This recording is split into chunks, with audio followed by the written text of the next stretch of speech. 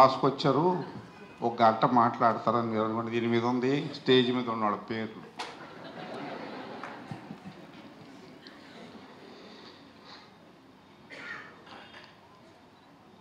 సతీష్ కుమార్ గారు, IPS superintendent of police. వారు కాస్త లేట్ అయినా వచ్చినందుకు నాకు చాలా ఆనందంగా ఉంది. అప్పటి వరకు కాస్త వెళితే అనిపించింది నాకు. Thank you very much for coming Satish. తర్వాత మన అడిషనల్ ఎస్పీ హనుమంత్ గారు, దళవాయి సుబ్రహ్మణ్యం గారు ఇక్కడ సభాధ్యక్షులుగా మాస్టర్ ఆఫ్ సెరమనీస్గా నిర్వహిస్తున్నారు. ఆయనకి ఎక్స్పీరియన్స్ ఉంది. అంతకుముందు దాదాపు 10 సంవత్సరాల ఆ టీం చాలా బాగా ఆర్గనైజ్ చేసేవాళ్ళు. పోలీస్ పెరేడ్ గ్రౌండ్ అయితే 250-270 మంది స్టూడెంట్స్ అయితే ఇక పట్టరాని చెప్పేసి అక్కడ పెట్టేవాళ్ళు. చాలా వైభవంగా ఉండేది. నేను ఆశ్చర్యపోయాను చూసినప్పుడు.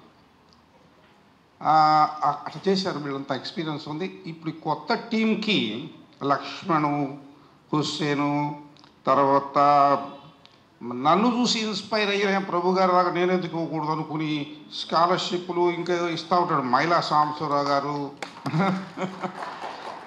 ఆయన ఇస్తుంటాడు. ఆయన ఉద్యోగస్తుడు, అలాగా ఇండస్ట్రియలిస్ట్ కాదుగా. అలాగే కరీముల్లా, ఇట్లా బేబీ రాణి మిస్సింగ్. సో వీళ్ళందరూ కూడాను ఇప్పుడు గైడెన్సు మన పాత టీము దళవాయి సుబ్రహ్మణ్యం గారి దగ్గర నుంచి తీసుకొని ఆర్గనైజ్ చేయిస్తే బాగుంటుంది. సరే, మనకు వేదిక లగనించిన మా ఎక్స్ సర్పంచ్ అండ్ ఎమ్మెల్యే క్యాండిడేట్గా కంటెస్ట్ చేసినటువంటి మా ఉగ్రాల సీతారామయ్య గారు, డాక్టర్ పెమ్మసాని గారికి రైట్ హ్యాండ్, వీళ్ళందరికీ కూడాను ఈ సభకు వచ్చినటువంటి మా స్నేహితులు అళహరి శ్రీనివాసరావు గారు, స్నేహితులుగానే చేస్తున్నాను, ఆఫీసర్సు అందరికీ కూడాను నమస్కారాలు తెలియజేస్తూ, పేరెంట్స్కి కూడా నమస్కారాలు. మీ అందరికీ నా ఆశీర్వచనాలు. స్టూడెంట్స్కి ఇవాళ మొత్తం స్టూడెంట్స్ లిస్ట్ ఇది. 6 లక్షల రూపాయలు. 6 లక్షల రూపాయలు, 116 మంది స్టూడెంట్స్.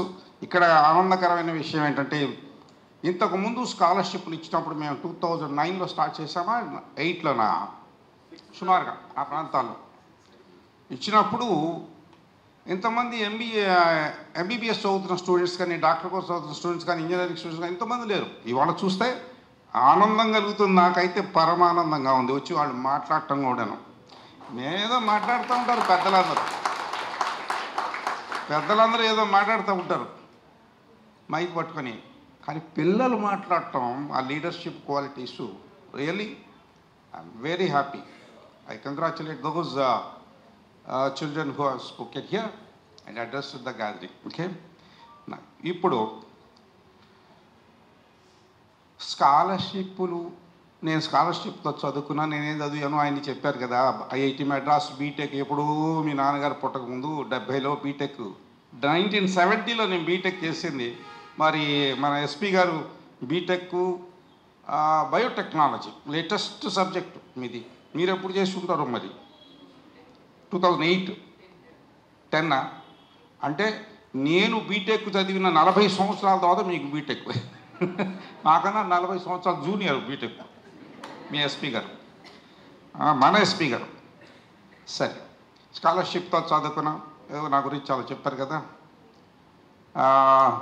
మధ్యతరగతి కుటుంబం నుంచి వచ్చి ఫీజులు గట్లకి ఇబ్బంది పడుతూ ఐఐటి మెడ్రాస్ బీటెక్లు మెకానికల్ ఇంజనీరింగ్లో కూడా స్కాలర్షిప్, నాకు మెరిట్ స్కాలర్షిప్ వస్తే దానివల్ల చదవగలిగాను. అందుచేత అర్థమైంది ఏంటంటే, నేను ఇండస్ట్రీలో సెటిల్ అయిన తర్వాత పిల్లలకి చదువు ముఖ్యం. చదువుకున్నప్పుడు దానికి మించిన సంపద లేదు, దాన్ని ఎవరు లాక్కోలేరు. నా ఓన్ ఎగ్జాంపుల్తో తీసుకొని స్కాలర్షిప్ అప్రోచ్ అయిన వాళ్ళకి ఇవ్వటం మొదలుపెట్టి 29 సంవత్సరాలు అయింది.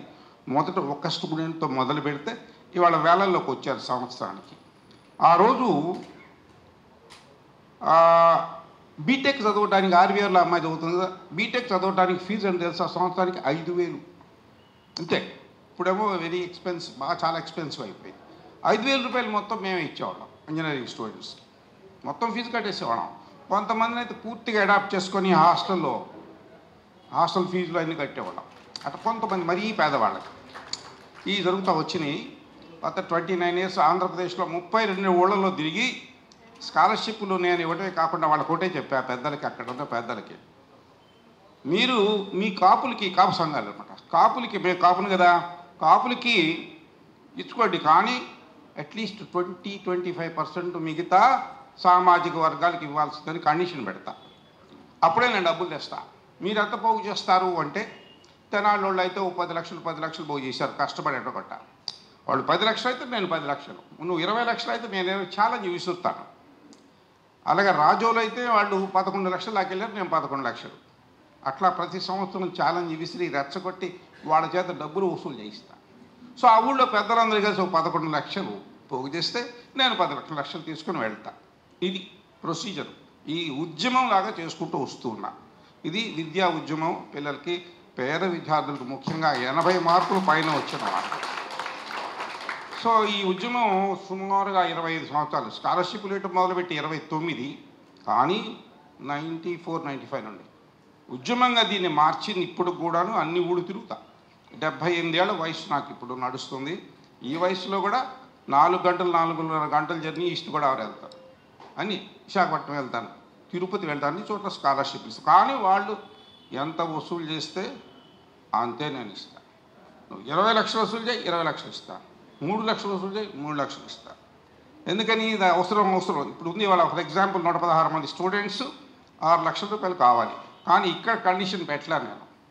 ఎప్పుడు కూడా మేము ఎప్పుడు చేసినా మొత్తం తులసి సీట్స్, కృష్ణదేవరాయ 8 for Poor ట్రస్ట్ ఉంది, కానీ మెయిన్ ఫండింగ్ అంతా తులసి సీట్స్ నుంచే వస్తుంది.